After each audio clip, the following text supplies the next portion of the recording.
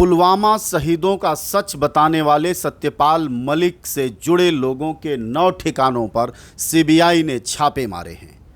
जी हां, सत्यपाल मलिक वही हैं जिन्होंने प्रधानमंत्री मोदी पर सीधा आरोप पुलवामा शहीदों पर लगाया था और कहा था कि इसके लिए सरकार सीधे तौर पर जिम्मेदार है। इतना ही नहीं, उन्होंने यह भी कहा था कि रिलायंस से जुड़ी इंश्योरेंस कंपनी को घपले का भी बड़ा आरोप लगाया था। उन्होंने कहा था कि 300 करोड़ की रिश्वत देने की पेशकश की गई थी और उस पेशकश में उन्होंने भाजपा के वरिष्ठ नेता, भाजपा के पूर्व महासचिव, आरएसएस के नेता रहे राम माधव का भी नाम लिया था। बड़े साफ तौर पर कहा था कि राम माधव पहली दफ़ा मुझसे मिलने आए हैं और अब प्रधानमंत्री मोदी की सीबीआई सक्रिय हो गई है और पिछले 8 महीने में यह तीसरी बार है जब सीबीआई ने छापे मारे हैं या सत्यपाल मलिक से पूछताछ की है। सवाल ये है कि कभी सीबीआई ने राम माधव को एक्सेस नहीं किया, कभी रिलायंस और अंबानी के सिपहसालारों को नहीं बुलाया, न उसकी कहीं खबर दिखाई गई, लेकिन बार बार सत्यपाल मलिक को सीबीआई पूछताछ कर रही है सिर्फ इसलिए क्योंकि उन्होंने सीधे बड़े आरोप लगाए हैं।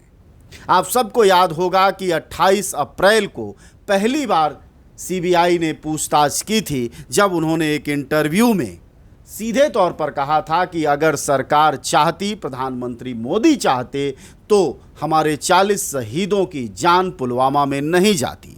उन्होंने कहा था कि सरकार उन 5 हेलीकॉप्टर को भेजने को तैयार नहीं हुई, जिसकी वजह से सैनिकों की जान गई, सीआरपीएफ बलों के 40 जवानों की जान चली गई। यही वजह है कि मोदी के आलोचक कहे जाने वाले, उनकी सीधी तौर पर उन पर आरोप लगाने वाले सत्यपाल मलिक पर एक के बाद एक सीबीआई के छापे पड़ रहे हैं। सवाल यह भी है कि आखिरकार इन छापों का क्या मतलब है। पूर्व गवर्नर सत्यपाल मलिक के पूर्व प्रेस सलाहकार और सहयोगी सुनक बाली के घर पर सीबीआई का छापा पड़ा है। अब सवाल ये है कि क्या जो लोग आलोचना करेंगे, सरकार पर सवाल उठाएंगे, उनको मुंह बंद कराने के लिए, उन्हें डराने धमकाने के लिए बार बार सरकार सीबीआई को आगे कर देगी।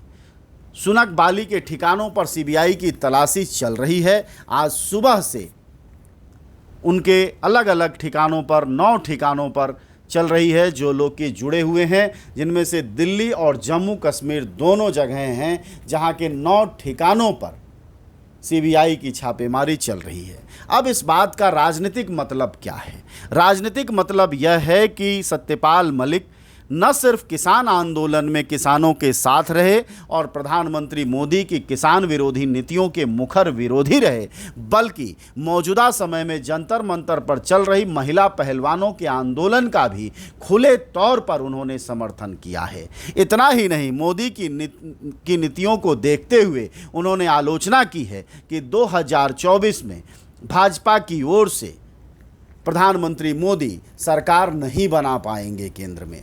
ऐसे में लगातार मुखर रहने वाले सत्यपाल मलिक के खिलाफ सीबीआई की यह जांच कितनी सच्ची है और कितनी झूठी है यह तो बाद में पता चलेगा, लेकिन इतना तो तय है कि सरकार की खुली आलोचना करने वाला हर वो व्यक्ति सीबीआई और ईडी की रडार पर है जो मोदी सरकार के सच को सरेआम कर देने का साहस दिखाता है। आप सब जानते हैं कि जनज्वार का खर्च आपके जनसहयोग की बदौलत चलता है। आप भी जनसहयोग में शामिल हों और आज़ाद और स्वतंत्र पत्रकारिता को बनाए रखने के हमारे इस महाअभियान में शामिल हों। हमें इंतजार रहेगा आपके सहयोग का, क्योंकि आपका सहयोग ही हमारी मजबूती का सबसे ताकतवर रास्ता है।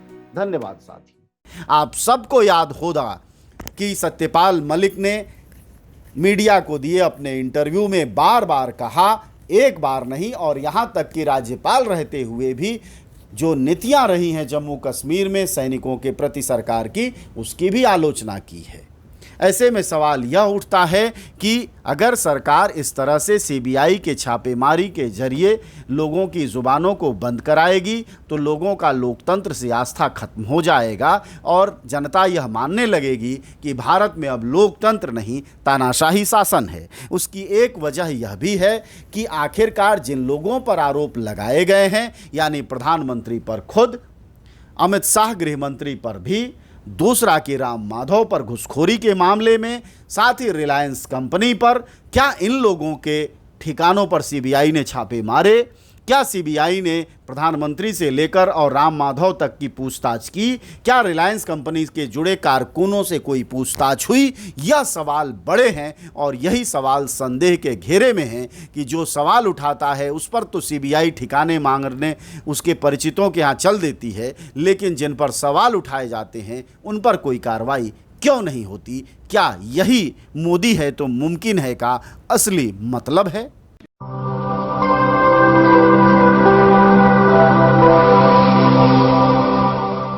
जन ज्वार, जनता की मीडिया।